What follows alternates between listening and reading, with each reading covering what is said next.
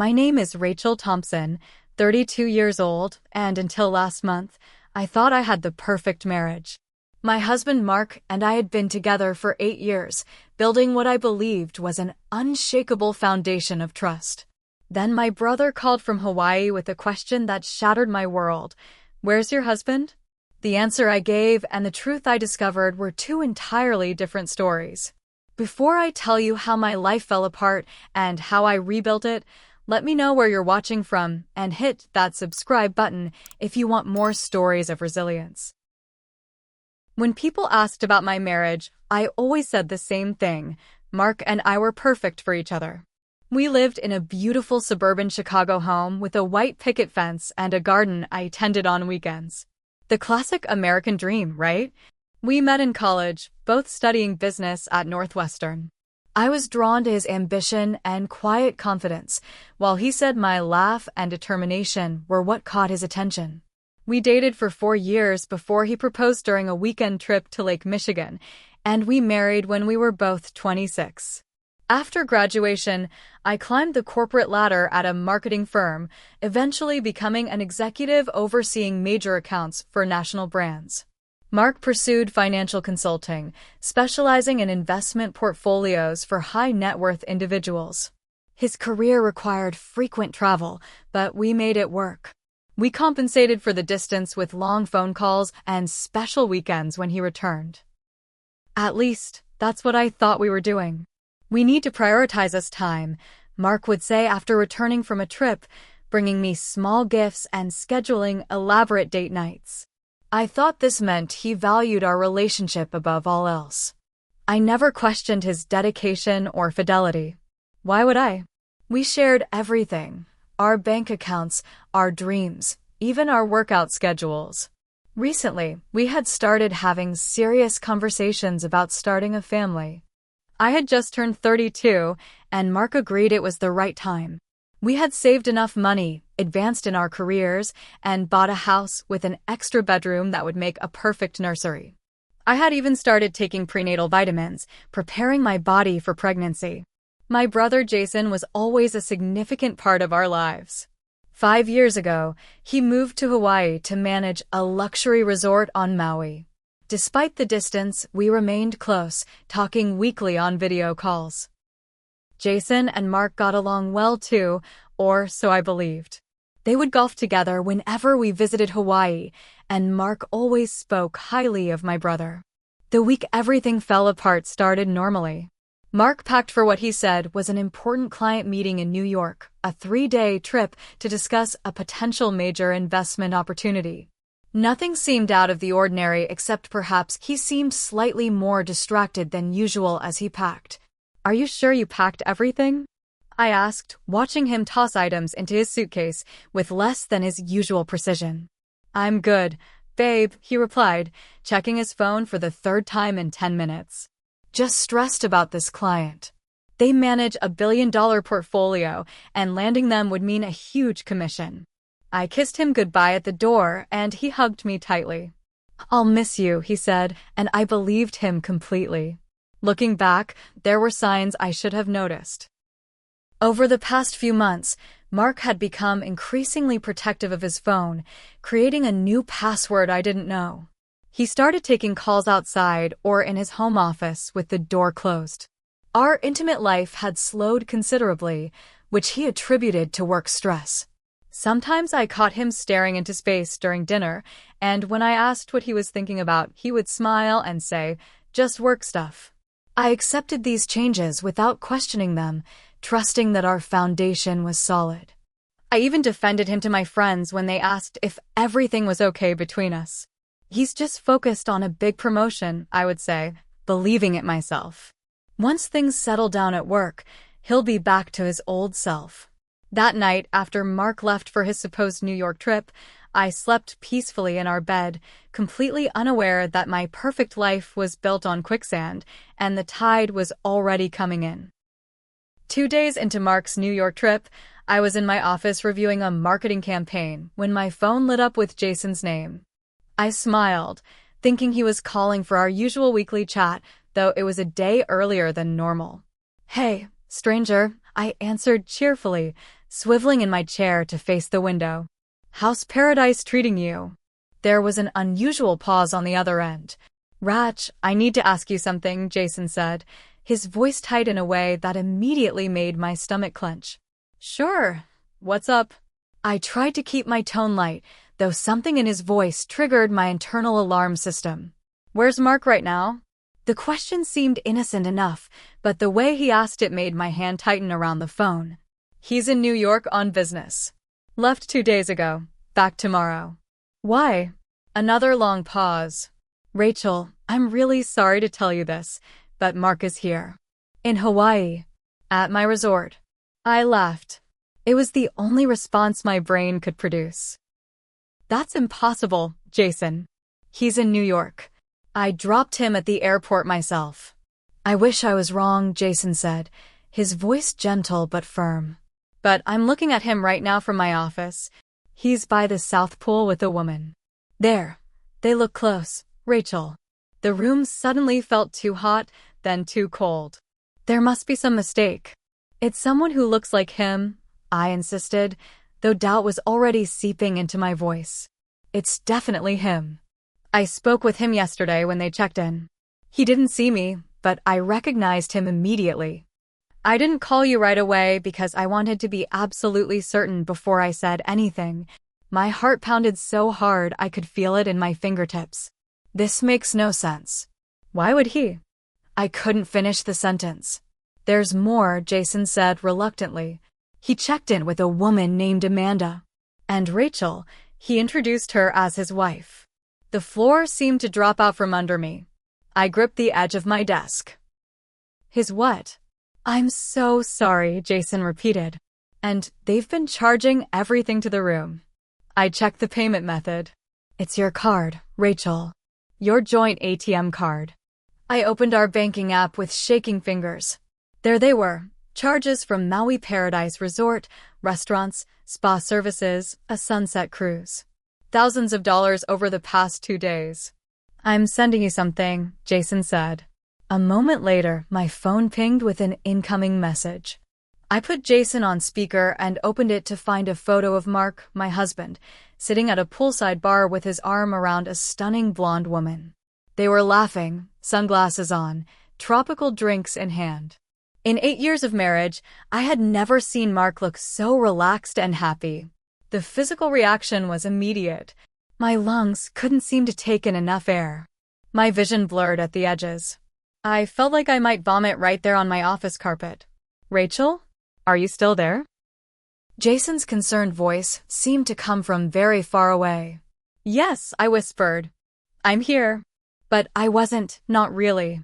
I was falling through space, watching my life disintegrate around me. "What do you want to do?" Jason asked. "I need to check something," I said, putting Jason on hold. With trembling fingers, I dialed Mark's office. "Good morning, Thompson Financial," his assistant answered. "Hi, Susan, it's Rachel. I'm trying to reach Mark about an urgent matter. Can you transfer me?" A pause. "Mark isn't in the office this week, Rachel. He took personal time off."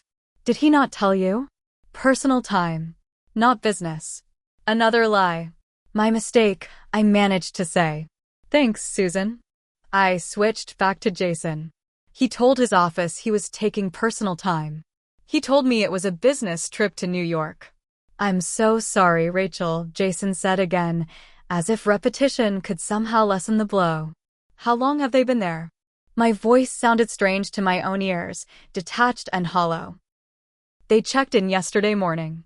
They're booked for a week." A week. Not 3 days. Another lie. After hanging up with Jason, I sat motionless at my desk for what felt like hours. Then, some autopilot function took over. I told my assistant I was feeling ill and needed to go home. I drove in a daze, nearly missing my exit twice. At home, I went straight to our shared computer. We had always known each other's passwords, had nothing to hide. I checked our email accounts, finding confirmation of a flight to Maui that had been deleted from the inbox but remained in the trash folder. I discovered hotel bookings, rental car reservations, all carefully removed from our main accounts, but leaving digital footprints. I called our credit card company and discovered charges at restaurants and jewelry stores in Chicago on dates when Mark had told me he was out of town. There were hotel charges in cities he had supposedly visited for work, but on different dates than his supposed business trips. With each new piece of information, the magnitude of Mark's deception became clearer. This Hawaii trip wasn't a one-time indiscretion. It was part of a pattern, a double life he had been leading while I remained blissfully, stupidly ignorant. That night, as I sat alone in our house surrounded by evidence of my husband's betrayal, I realized that the life I thought I had was a mirage. The man I had loved, trusted, planned a family with, was a stranger. And somewhere in Hawaii, he was sleeping next to another woman, both of them wrapped in lies that I had unwittingly financed. The next morning, I called my office and requested emergency leave, citing a family crisis. My boss, sensing the gravity in my voice, approved it without question. Then I began what would become an archaeological dig into my marriage, unearthing artifact after artifact of deception. Our home office became my investigation headquarters. I spread financial statements across the desk, highlighted suspicious transactions, and created a timeline of Mark's actual whereabouts versus where he claimed to be. The pattern that emerged was both obvious and devastating. For at least the past year, possibly longer, Mark had been living a carefully orchestrated double life. I discovered a credit card statement mailed to our home but addressed to Mark at his office for an account I never knew existed. The charges included flights, hotels, restaurants, and gifts. Expensive gifts. Diamond earrings from Tiffany, a designer handbag, spa packages. Gifts I had never received. Our phone plan allowed me to view call and text records. Mark's phone showed regular communication with a number I didn't recognize. The pattern was consistent: texts and calls in the early morning before I woke up, during his lunch break, and late at night, often after I had gone to bed. The number belonged to someone named Amanda Pearson, according to a reverse lookup service. The same Amanda who was now with my husband in Hawaii. I found myself scrolling through social media, searching for this woman who had become the third participant in my marriage without my knowledge. It didn't take long to find her. Amanda Pearson, 30 years old, marketing executive at a competing firm, lived in Chicago. Her Instagram showed a vibrant, beautiful woman with a wide smile and confidence that radiated through the screen. In one photo from 3 months ago, I could see a masculine hand on her shoulder. The watch on the wrist was the one I had given Mark for our 5th anniversary. As painful as these discoveries were, I needed more information. I reached out to our mutual friend Sarah, inviting her for coffee. We had been friends since college, and she knew both Mark and me well. "I need to ask you something," I said after we had exchanged pleasantries, "and I need you to be completely honest with me. Have you noticed anything different about Mark lately? Or heard anything?" Sarah shifted uncomfortably in her seat, avoiding my eyes. "What do you mean exactly?" "I think Mark is having an affair," I stated bluntly. "Actually, I know he is. I just found out. But I need to know if other people knew before I did." Sarah's face crumpled. "Oh, Rachel. I'm so sorry. I didn't know for sure, but there were rumors. Mark was seen with a woman at a restaurant downtown a few months ago. They looked intimate. But when I asked him about it, he said she was a client, and I wanted to believe him." "Why didn't you tell me?" I asked, my voice breaking. "I didn't have proof," Sarah said, reaching for my hand.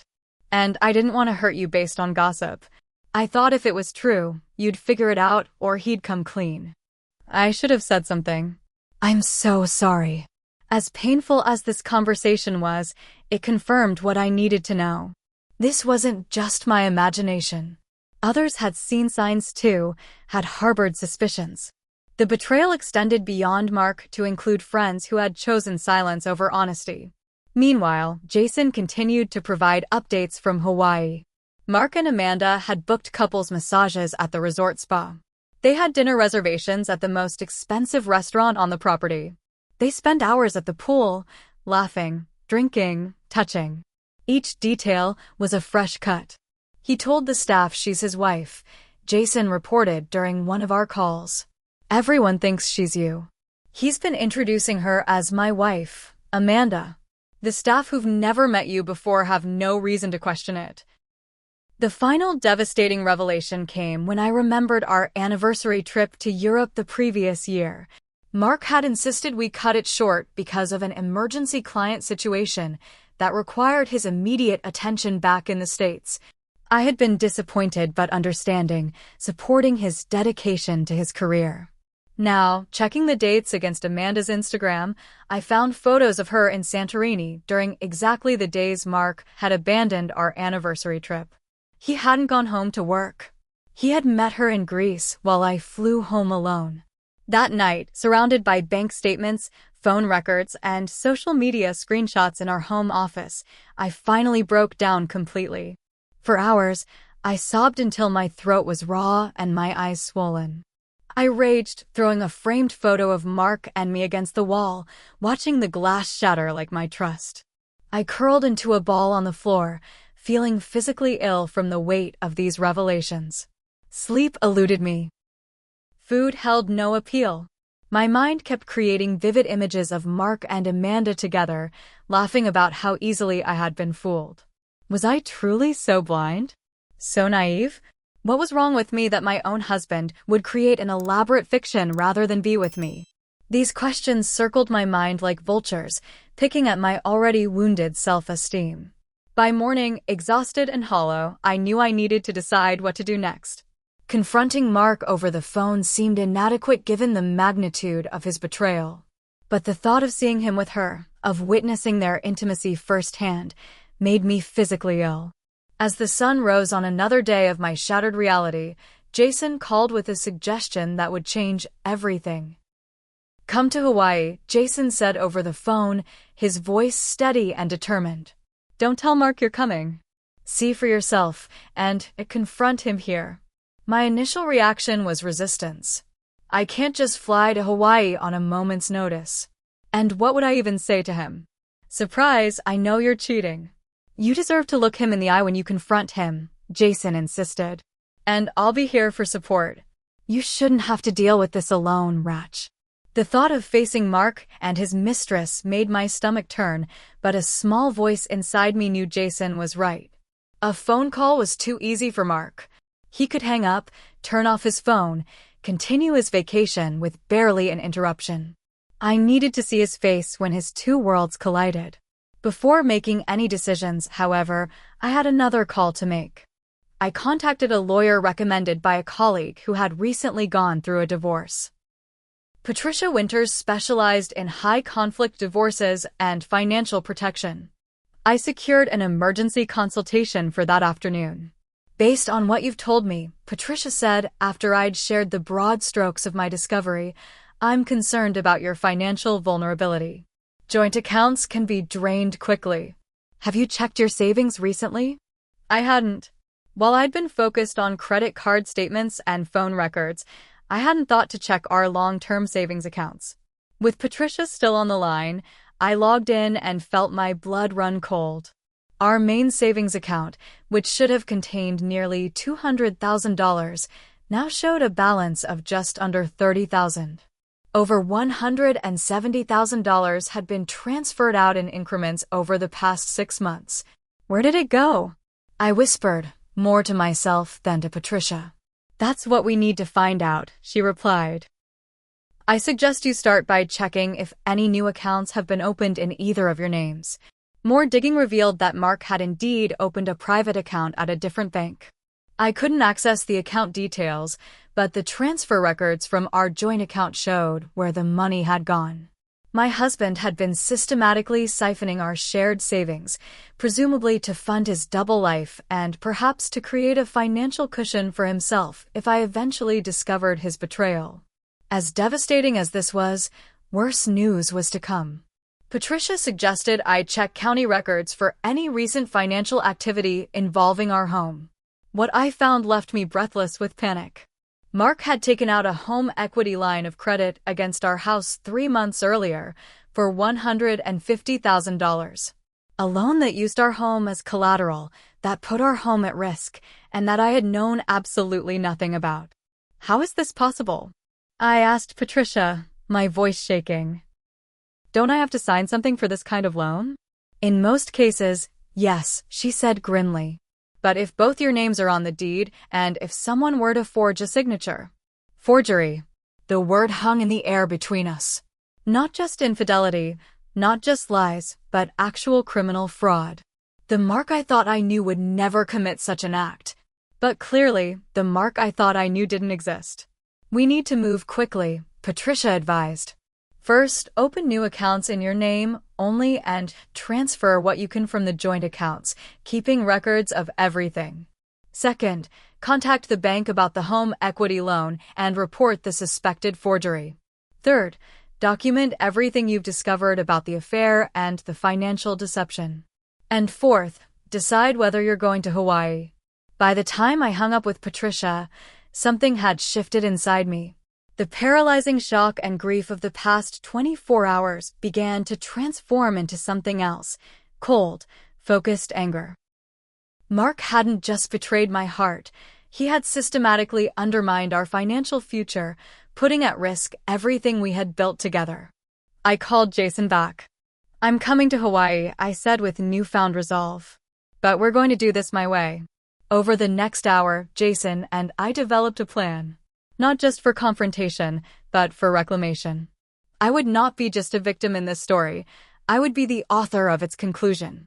Mark thought he had all the power, but he had underestimated me severely. That evening, I followed Patricia's advice, opening new accounts and transferring funds. I contacted our bank's fraud department about the home equity loan, initiating an investigation. I made copies of all the evidence I'd gathered and stored them both physically and digitally in secure locations. I booked a flight to Maui for the following morning. As I packed my suitcase, I realized I had stopped crying. The devastating pain still lurked beneath the surface, but it had been temporarily displaced by a sense of purpose, a mission. Mark had spent months, perhaps years, crafting his betrayal. Now I would craft my response. That night, in our bed that suddenly felt too large, I allowed myself one final moment of grief for the marriage I thought I had. I hugged Mark's pillow, inhaling the lingering scent of his cologne, and said goodbye to the life we had planned together. By morning, I would be a different woman with a different future than the one I had envisioned. The journey ahead would be painful, but for the first time since Jason's call, I felt a flicker of something unexpected, hope. Not for reconciliation, but for reclamation of myself. The flight to Maui gave me 6 hours of suspended reality, a liminal space between my old life and whatever awaited me. Somewhere over the Pacific, a strange calm settled over me. I wasn't just flying to Hawaii, I was traveling toward a new version of myself, one I hadn't met yet, but who was emerging from the ashes of betrayal. I hadn't told Mark I was coming. His social media location was still set to New York, maintaining the fiction of his business trip. According to Jason, Mark and Amanda had booked several excursions for the coming days, blissfully unaware that their carefully constructed fantasy was about to implode. Jason met me at the airport, his familiar face a welcome anchor in my tilting world. He embraced me tightly, and for a brief moment, I allowed myself to lean into his strength.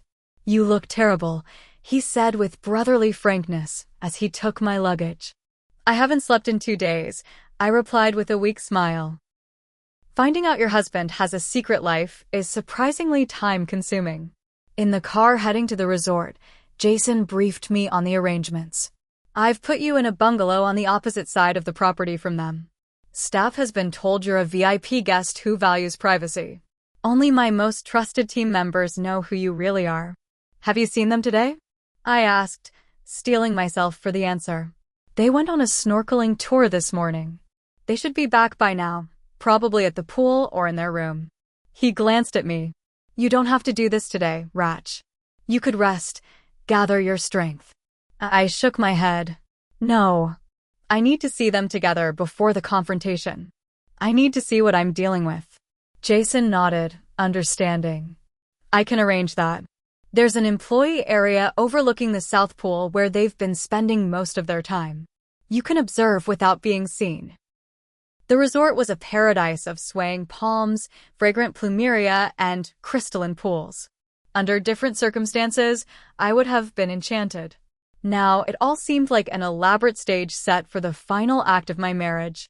After checking into my bungalow, changing clothes, and applying large sunglasses and a hat as a disguise, I met Jason at the staff entrance to an elevated service area that overlooked the main pool complex. Through a discreet window, I had a clear view of the expansive pool deck. It took only moments to spot them. Mark was stretched out on a lounge chair, reading something on his tablet.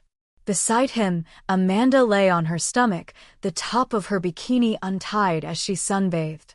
As I watched, Mark set down his tablet and applied sunscreen to her back with intimate familiarity. They were laughing about something, completely at ease. The physical pain of witnessing their intimacy was acute, a knife twisting in my chest. This was my husband, the man who had promised to forsake all others, casually touching another woman in full public view. The reality of his betrayal, witnessed with my own eyes, was far more visceral than any photo or phone record. "That's enough," I whispered to Jason after a few minutes. "I've seen what I needed to see." Back in my bungalow, I sat on the edge of the bed, hands trembling. "He looks so happy," I said when Jason brought me water. "Happier than I've seen him in a long time. Maybe ever." "That's not real happiness," Jason replied firmly. "That's the artificial high of fantasy and deception. There's no foundation there, nothing solid or lasting." "Tell me more about her," I said, needing to understand who had become entangled in this mess alongside me, albeit from a very different position. Jason sat beside me. "From what my staff has gathered, she seems to genuinely believe she's in a legitimate relationship. She's mentioned to spa staff that they've been together about a year and a half. She's talked about their condo in Chicago, which I'm guessing is an apartment he's renting for their meetings. She wears a ring, but it's not a traditional engagement ring. Does she know he's married?" This question had been haunting me. "I don't think so," Jason said carefully. "The way she talks about their future plans doesn't suggest she knows she's the other woman. She told the yoga instructor they're considering relocating to San Francisco next year for a fresh start." This information landed like a second betrayal. Mark hadn't just lied to me.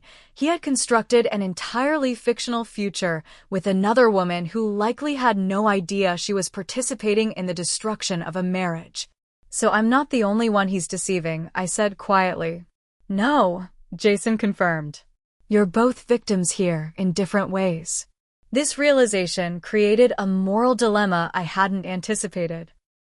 My plan for confrontation had focused solely on Mark, on exposing his lies and reclaiming my dignity. But now I had to consider Amanda. Did she deserve to have her world shattered in front of a stranger? Did she deserve warning? Compassion? "I need to adjust the plan," I told Jason. "I still want to confront them together, but I need to approach this differently. She deserves to know the truth, but not as a cruel ambush." Over the next several hours, Jason and I refined our approach. The confrontation would still happen, but with a greater awareness of Amanda's potential innocence in the scheme. Jason arranged for his most discreet staff members to assist, ensuring we would have privacy for what promised to be an explosive encounter. I spent the remainder of the day finalizing the financial protections Patricia had advised. I froze the remaining joint credit cards. I documented the latest transactions Mark had made at the resort. I drafted emails to our families explaining that Mark and I were separating, to be sent after the confrontation. I prepared myself mentally for every possible reaction from Mark: denial, anger, blame, tears, pleas for forgiveness. That night, alone in my bungalow, I stood before the mirror and practiced what I would say. Gone was the devastated woman who had sobbed on her office floor. In her place stood someone stronger, someone who refused to be defined by her husband's betrayal. "My name is Rachel Thompson," I told my reflection, "and I deserve better than lies." As I finally drifted into an exhausted sleep, I felt my brother's protective presence in the bungalow next door and the strength of my own resolve growing within me. Tomorrow would be one of the hardest days of my life, but for the first time, I felt ready to face it. The plan was set for 7 o'clock that evening. Jason had arranged for Mark and Amanda to receive an invitation to an exclusive chef's table experience at the resort's most prestigious restaurant, ostensibly as valued guests. The private dining room would be prepared, one table for two, with a second small table in the shadows where I would wait. Jason's most trusted staff member, a woman named Leilani who had worked with him for years, would serve as our only witness, present to ensure things didn't escalate beyond words. I spent the day in careful preparation. I had my hair styled differently than my usual look. I chose a simple black dress that Mark had never seen, elegantly understated. The final touch was a pair of sapphire earrings that had been my grandmother's, a reminder of the strong women in my lineage who had faced their own trials and emerged intact. "Are you sure about this?" Jason asked for the third time as he escorted me to the private dining room an hour before Mark and Amanda were due to arrive. "I've never been more sure of anything," I replied, my voice steady. "This ends tonight on my terms." The private dining room was intimate, lit by candles with a stunning ocean view through floor-to-ceiling windows. A discreet recording device had been placed under my table, not to share with others, but to protect myself legally if Mark became volatile or made threats. At precisely 7 o'clock, I heard their voices approaching, laughing about something. My heart hammered against my ribs, but my resolve remained firm. I sat in the shadows, partially obscured by a decorative screen, but with a clear view of the main table. Mark entered first, holding Amanda's hand. He was wearing linen pants and a blue button-down shirt I had given him for Christmas. Amanda followed in a flowing sundress, her blonde hair loose around her shoulders. They looked like the perfect couple on a romantic vacation, completely at ease with each other. Leilani seated them, poured water, and presented the special menu created for the evening. "The chef has prepared a unique experience for you," she explained. "Before your first course, we have a special palate cleanser to prepare you for the meal ahead." That was my cue. I took a deep breath and stepped out from behind the screen. For 3 long seconds, Mark didn't register who was standing there. Then his eyes widened in shock, the color draining from his face so rapidly I thought he might faint. "Rachel," he gasped, half rising from his chair. "What are you? How are you?" "Hello, Mark," I said, my voice remarkably calm. "Surprise." Amanda looked between us, confusion clouding her features. "Mark? What's going on? Who is this?" Mark remained frozen, his mouth opening and closing without producing sound. I turned to Amanda, summoning every ounce of dignity I possessed. "My name is Rachel Thompson. I'm Mark's wife, his real wife. We've been married for 8 years. Amanda's confusion transformed into shock. "Wife? But that's not— You can't be." She turned to Mark. "Tell her she's mistaken. Tell her about us." Mark finally found his voice, though it emerged as a strained whisper. "Rachel, I can explain. This isn't what it looks like." "Really?" I arched an eyebrow. "Because it looks like you told your office you were taking personal time, told me you were on a business trip to New York, and then flew to Hawaii with another woman, introduced her as your wife, and charged it all to our joint account." Amanda's hand flew to her mouth. "Mark? Is this true?" Mark's shock was evolving into desperate damage control. "Amanda, please, give me a minute to sort this out." He turned to me. "Rachel, you're making a scene. Let's discuss this privately." "Like you discussed draining our savings account privately?" I asked, my voice gaining strength. "Or taking out a home equity loan, using our house as collateral without my knowledge or consent. Or perhaps you'd like to explain the credit card I never knew about that you've been using to fund your double life." With each question, Mark seemed to physically shrink, while Amanda's expression transformed from confusion to horror as the truth dawned on her. "You told me you were divorced," Amanda said to Mark, her voice breaking. You said your ex-wife moved to Seattle 2 years ago. He told me he was on business trips when he was with you, I added, finding unexpected solidarity with this woman I had feared and envied. He's been lying to both of us. Mark's desperation was palpable. Rachel, please. This was a mistake. A terrible mistake. I never meant for this to happen. I love you. You're my wife. And what am I? Amanda demanded, tears welling in her eyes. What have I been for the past year and a half? You've been the other woman, I told her gently. Though I don't think you knew that's what you were. Just like I didn't know I was the wife being betrayed. I opened my purse and removed a folder containing printouts of bank statements, phone records, and hotel receipts. I placed them on the table. This isn't a heat-of-the-moment affair, Mark. This is systematic deception. You've been planning this, funding this, orchestrating this for at least 18 months. Mark reached for my hand, which I promptly withdrew. Rachel, I made a terrible mistake. I got caught up in something I couldn't control. But we can fix this. We can go to counseling. I'll end things with Amanda right now. We can save our marriage. Amanda stood abruptly, knocking over her water glass. End things with me? Just like that? After all your promises? The condo, the plans for San Francisco, the ring. She yanked a diamond band from her right hand and threw it at him. You told me this was a promise for our future. I felt a strange sense of calm watching their relationship implode. There's more, Amanda. Did you know that Mark left our anniversary trip to Europe early last year? He told me it was for work. But according to your Instagram, you were in Santorini during exactly those days. He didn't go home to work. He went to meet you. Amanda stared at Mark with dawning comprehension. You told me that was a surprise trip you planned just for us. That you'd been saving for months to make it special. Our joint savings, our joint credit cards, I clarified. He wasn't being romantic. He was being a thief. Mark was sweating now, his eyes darting between us like a cornered animal. This isn't fair. You're ganging up on me. I made mistakes, yes, but I was going to fix everything. When? I asked. After you emptied our accounts? After you leveraged our house to its limit? After you started a new life with Amanda? At what point in this elaborate scheme were you planning to fix things?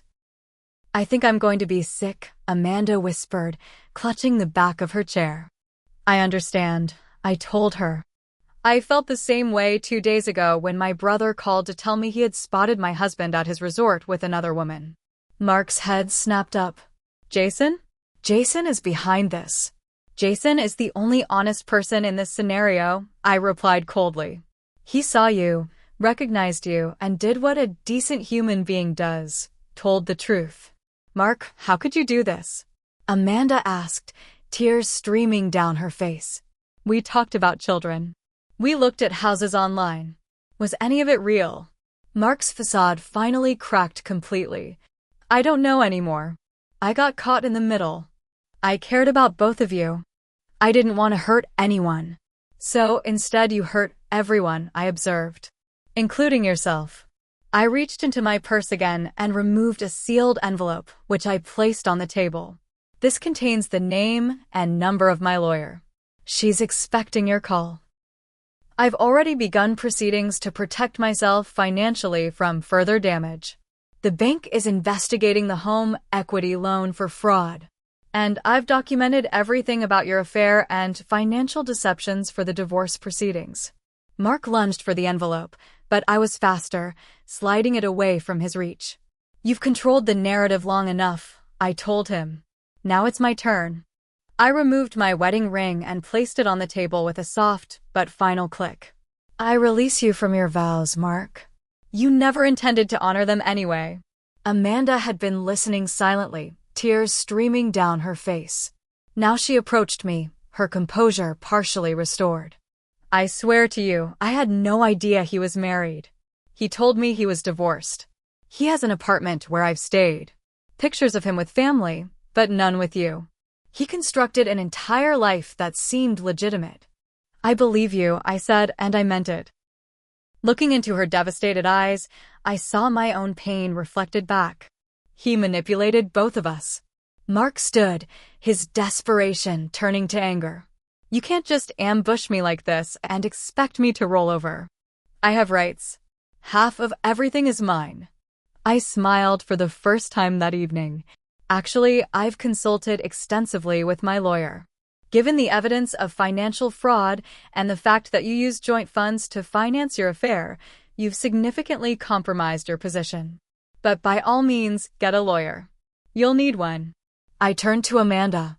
"I'm truly sorry you got caught in this. You deserve better than a man who builds relationships on lies." She nodded, wiping away tears. "Thank you for saying that. I should go." "One more thing," I said, turning back to Mark. "I've taken the liberty of having your belongings moved from your room here to a different accommodation. Jason felt it would be inappropriate to continue hosting you in light of the circumstances. Your new lodging has been arranged at the airport hotel. One room." The final blow landed exactly as intended. Mark's face crumpled as he realized that not only was his deception exposed, but both women were walking away, united in their contempt for his betrayal. As I turned to leave, Amanda fell into step beside me. Together, we walked out of the private dining room, leaving Mark alone at a table set for a celebration that would never happen. Outside, in the warm Hawaiian night, Amanda turned to me. "I'm so sorry." "For all of it, even though I didn't know." "I know," I said, finding unexpected compassion in the midst of my pain. "It's not your fault. We both believed in someone who didn't exist." We parted ways there, two strangers connected by deception, both facing uncertain futures. But as I walked back to my bungalow under a sky full of stars, I felt something unexpected: freedom. The weight of lies, suspicion, and false hope had lifted. Whatever came next would at least be built on truth. The immediate aftermath of the confrontation passed in a blur of practical necessities.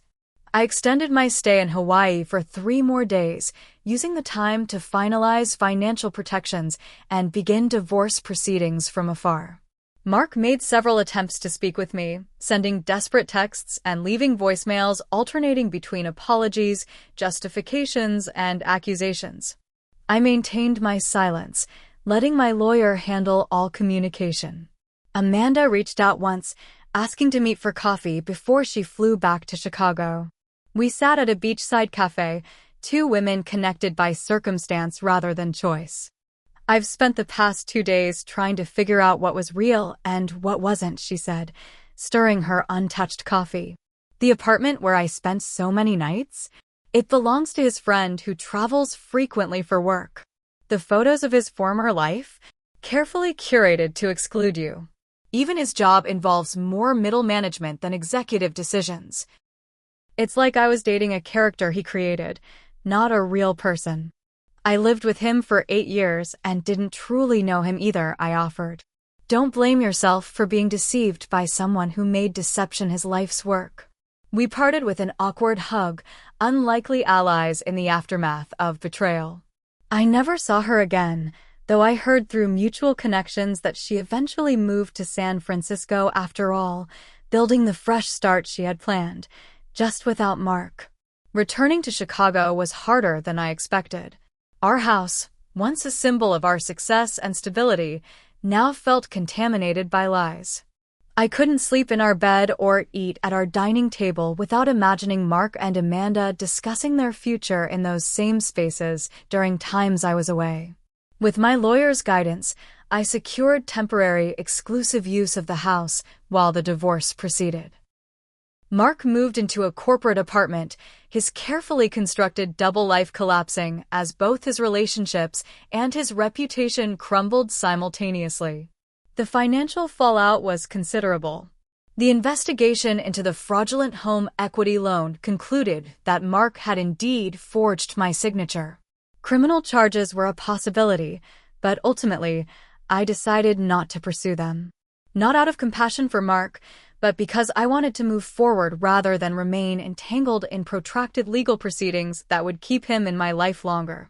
Friends and family rallied around me in ways that both comforted and occasionally suffocated. Some were appalled by Mark's betrayal, Others seemed almost titillated by the drama. A few, to my disappointment, suggested that perhaps I had played some role in driving him to infidelity, questioning whether I had been inattentive or unaffectionate. These fair-weather friends quickly fell by the wayside as I learned to distinguish between genuine support and morbid curiosity. The hardest part was confronting my own role in my blindness. Not that I was responsible for Mark's choices, but that I had willingly participated in seeing only what I wanted to see. The red flags had been there: the password-protected phone, the emotional distance, the inconsistencies in his stories. I had chosen the comfort of denial over the pain of confrontation, creating space for his deception to flourish. 6 weeks after Hawaii, I began therapy with Dr. Karen Bennett, a specialist in betrayal trauma. Our sessions were often brutal in their honesty.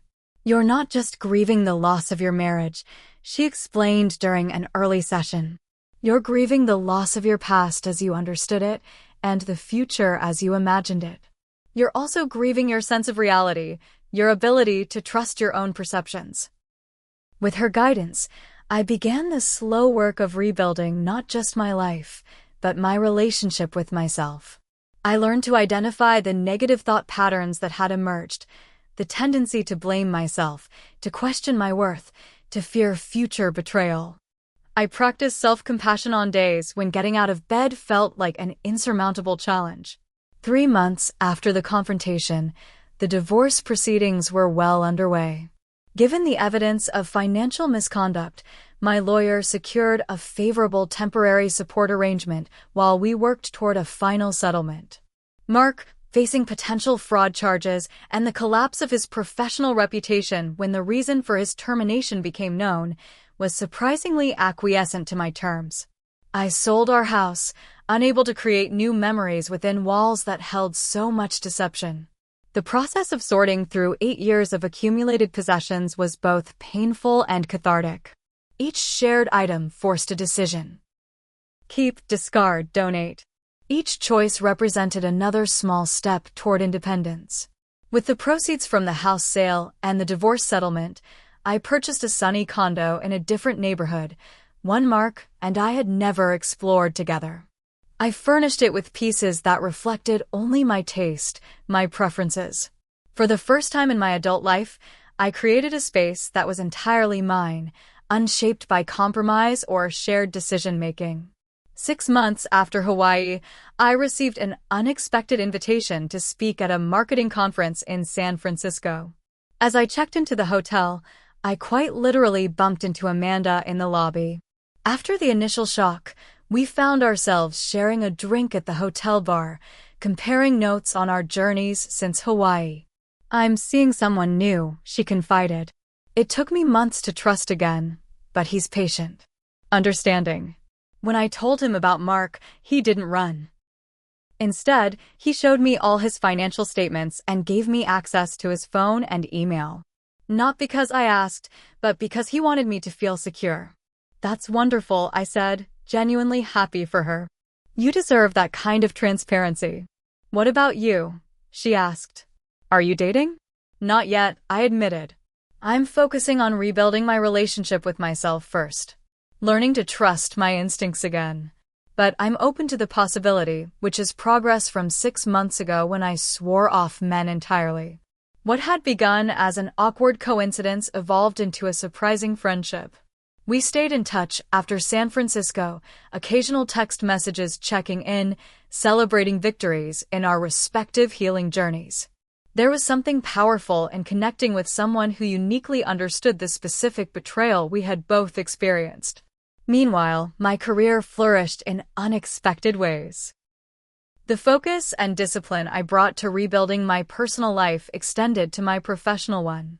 I channeled my need for control and achievement into my work, securing new clients and eventually earning a promotion to creative director at my firm. 1 year after Hawaii, I found myself sitting on the balcony of my new condo, watching the sunset with a glass of wine. My phone chimed with a text from Jason. "Thinking of you today. Proud of who you've become through all this. Love you, sis." I smiled, reflecting on the journey of the past year. The path from devastation to reconstruction had been neither straight nor easy. There had been setbacks, nights spent sobbing over old photographs, moments of rage so intense they frightened me, days when the weight of starting over seemed unbearable. But there had also been unexpected gifts. A deeper relationship with Jason, whose unwavering support had been my lifeline.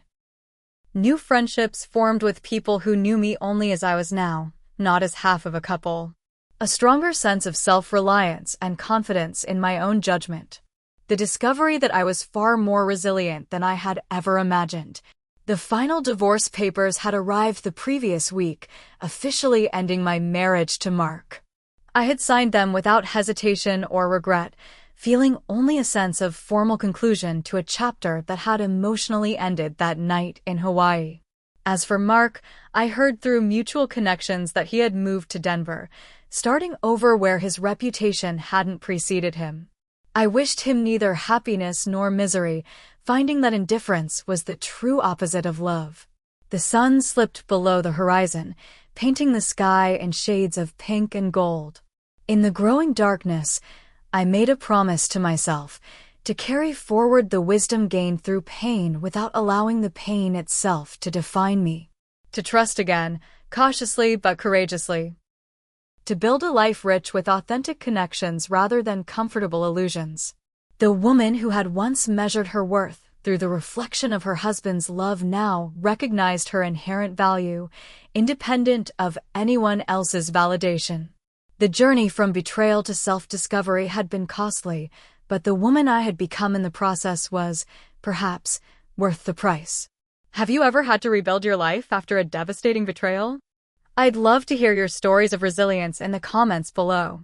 And if this story resonated with you, please subscribe to hear more journeys of healing and transformation. Remember, sometimes losing what you thought you wanted opens the door to finding what you truly need. Thank you for listening, and may you find strength in your own moments of adversity.